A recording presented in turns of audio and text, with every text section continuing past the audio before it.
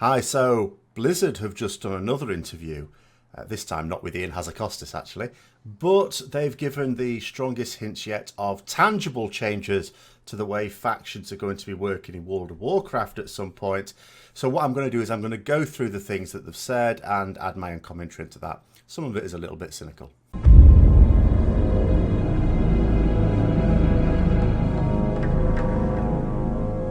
Okay, so first thing that was said, this is all part of an interview, link in the description below, so I'm just going to pick out what Blizzard have actually said. So talking about the conflict between Horde and Alliance, it says, you did see those fires flare up at times between the Horde and Alliance. It's always been part of the Warcraft DNA. We've always had that conflict kind of simmering, and it's flared up at different points. In Pandaria it flared up, and you had the pursuit of Garrosh.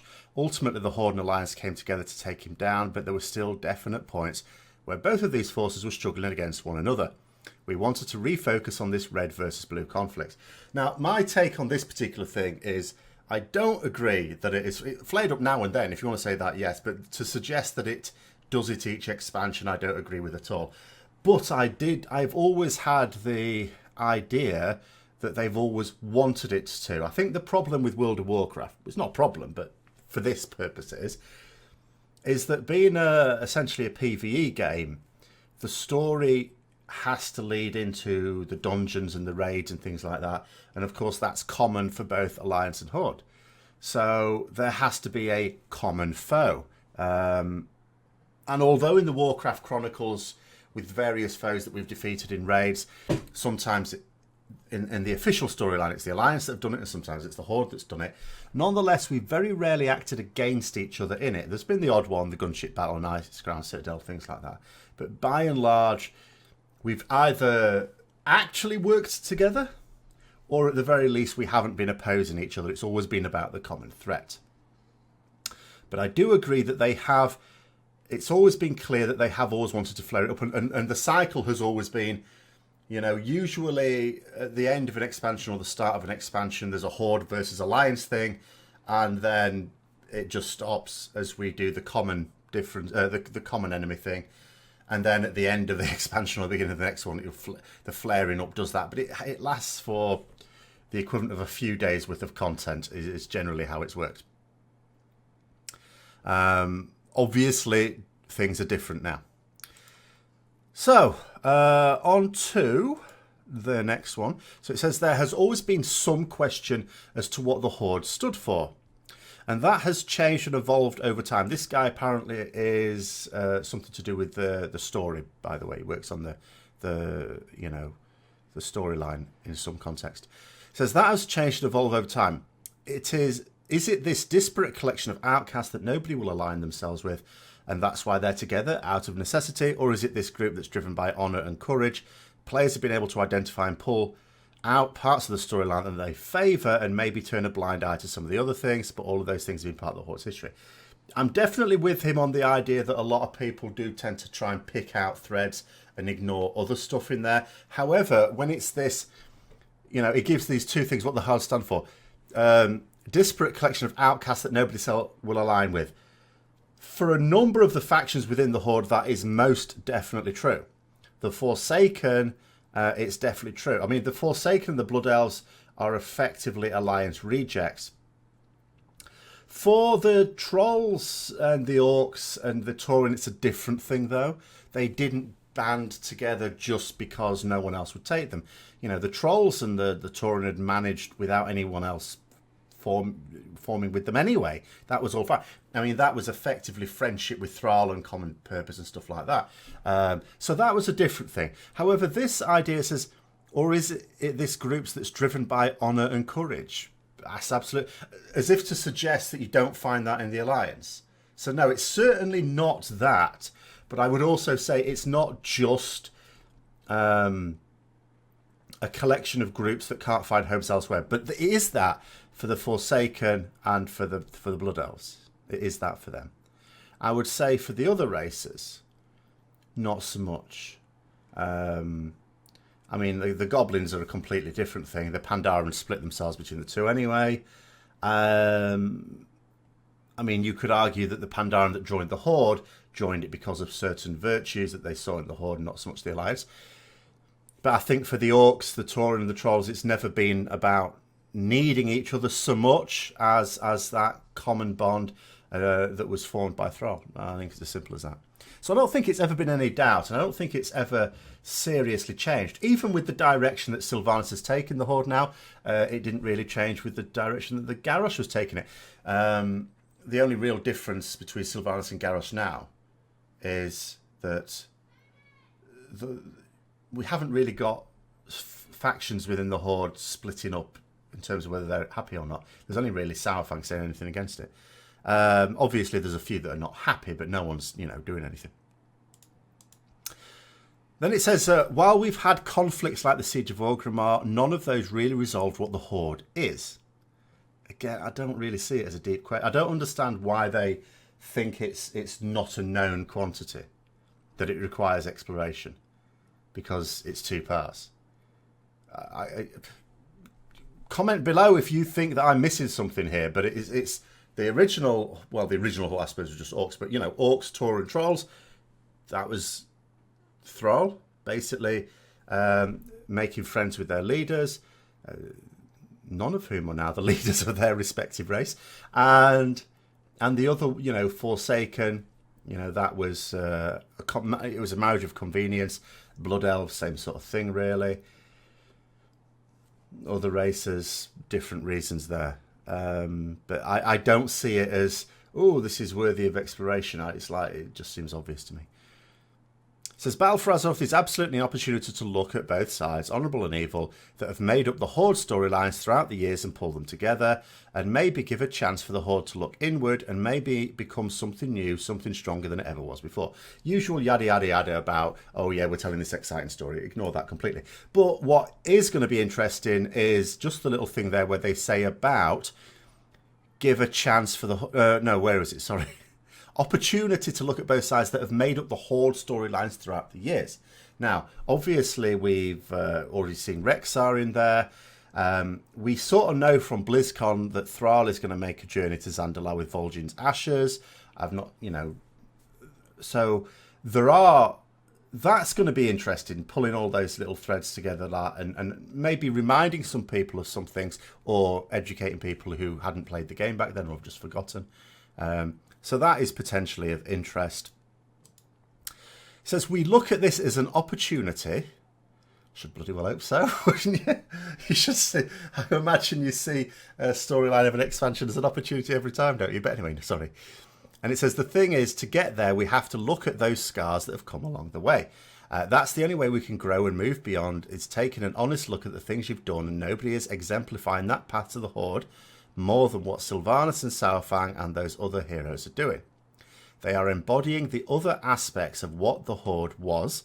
So to get to the future of the Horde, we have to face the Horde's past and face it in a real, tangible way. Now, I am assuming here with this interview that words are chosen carefully. So what they're saying here is they're using Sylvanas and Saurfang as a counterpoint to exemplify what they see as, if not polar opposites, then extremely different approaches to the Horde. Sylvanas, of course, represents the group that joined out of convenience as a form of shelter because, enemies all around them. The Orcs, not so much. Obviously, they gained strength from forming with the Tauren and the Trolls, but there was a deeper bond than that. So you've got these 2 different reasons for being in the Horde, is what they're saying there. That seems fairly obvious. But then to say, so to get to the future of the Horde. So in other words, we're not looking at a situation where... I've already said how I think the Sylvanas thing's going to pan out. I still stick by that. But it's not going to be a case, looking at this, that, she steps back, Saurfang takes over as leader. No, there's going to be something very different is going to happen. Because otherwise, why say this? To get to the future of the Horde. It made it clear that Saurfang and Sylvanas are the past. They're getting rid of the past. They're moving to something different. It is going to be very, very interesting times. And if you're invested in the Horde storyline, as I know a lot of people are, let's hope you're not too afraid of change, because it really does sound like there's going to be massive upheaval here. Not necessarily in the way that some people are thinking, but there's clearly going to be some massive upheaval, story-wise at least, but I'm thinking from what they say a bit later, gameplay-wise as well. So what's that little comment? On to the next one. I'm getting towards the end then. So it says, the Alliance has its share of disparity within it as well, and different facets that have bubbled up over the years. The Alliance is going to have to realign itself, especially the Night Elves who lose their home. How are they going to react to this? There's going to be a real self-examination of what the Alliance is about and how they want to behave. Do they want to get revenge on the Horde, or do they want to build a better world? That's a question they need to answer. Now, I would say on that last little point there, before I come to what I think is the more interesting statement here, do they want to get revenge on the Horde or build a better world? It really doesn't matter in the here and now, does it? Because they're involved in a war that they didn't start. But that's irrelevant. What I do think is interesting is this idea about self-examination of what the Alliance is about. Because just as before I said, I don't think there's really any doubt about what the Horde is. Yes, different groups have joined it for different reasons. But I think those reasons have always been fairly clear. And I think it's equally clear that the Horde doesn't exemplify one thing to everyone within it. It is different things to the different groups. But the Alliance is a very interesting point, because the Alliance, as the name suggests, the Alliance formed to fight common enemies, whether that has been the Scourge, whether it has been the Orcish Horde, whether it has been the Legion, whatever it's happened to be, the Alliance really has been a faction of common purpose and self-interest. And it could be argued that given that, all right, you had these little skirmishes flaring up, as they said before, between the Horde and Alliance, there hasn't been full-scale war between the Horde and the Alliance since Warcraft 2, if we're going to be completely honest.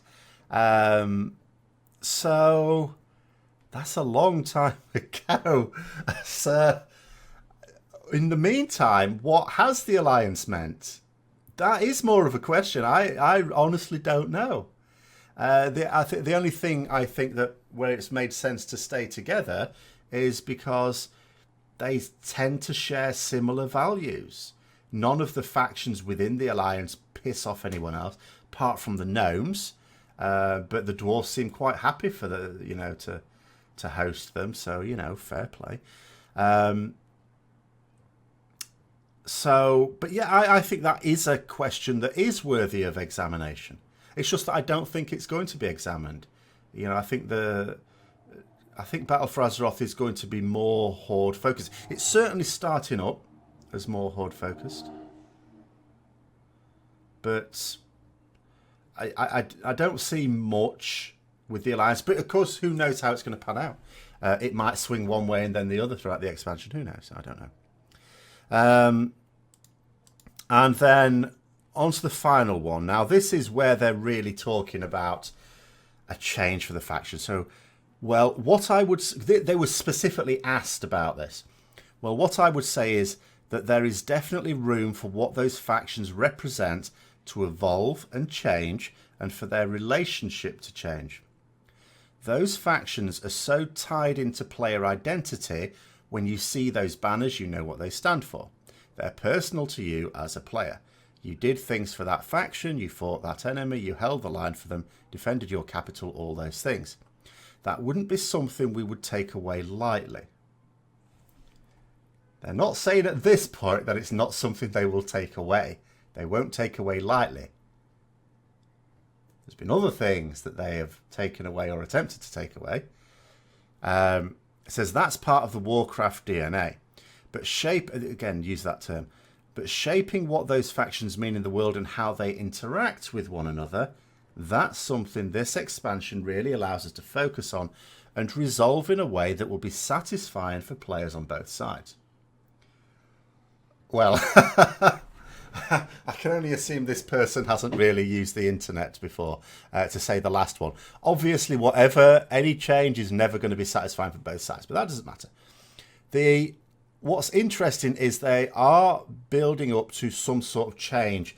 And I've always said, for gameplay reasons, factions make no sense for PvE content. They make sense for PvP content. They make sense for storytelling purposes, but not for PvE content. So an ideal game, and you do get this sometimes with MMOs, is where, as a player, if you want to join a particular guild for whatever reason, then there's never going to be oh, sorry, you're the wrong race about it, which is the case in World of Warcraft. So they're not going to split the factions. We can forget about that immediately.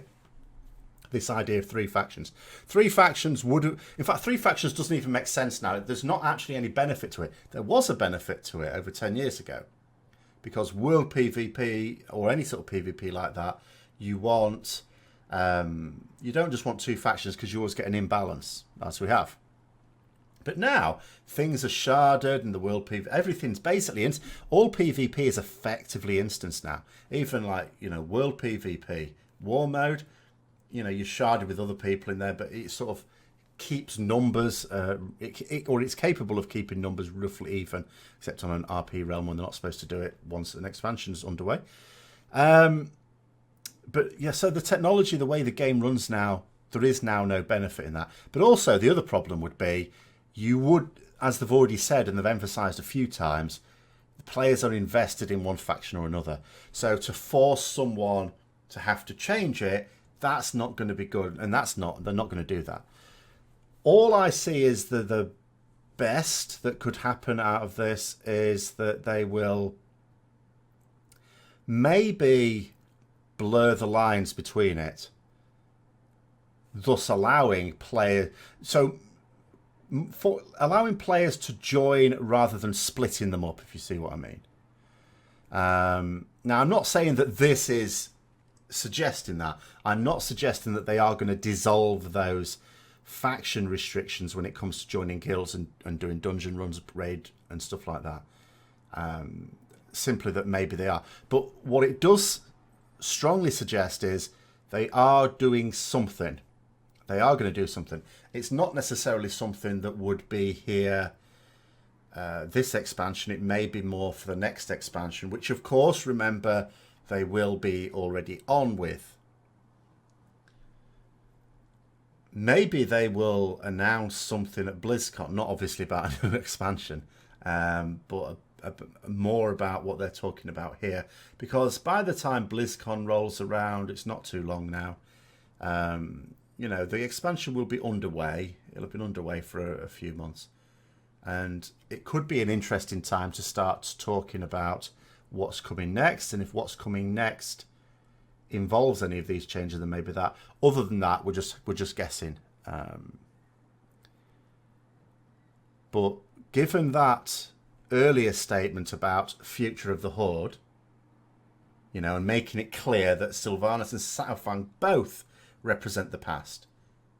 Both of them are there to exemplify a particular attitude to the Horde, and they're both in the past, and there's a future for the Horde that they're already on with. So something's changing. Something is changing. Who knows what? So anyway, as I say, there's a link in the description below if you want to read the whole article. I just picked out their own particular quotes there. Let me know what you think. It might be worthy of discussion on Tuesday's Azeroth review. Who knows? If you enjoyed the video, don't forget to like, comment, subscribe, and share for further content. Until next time, I'll see you later.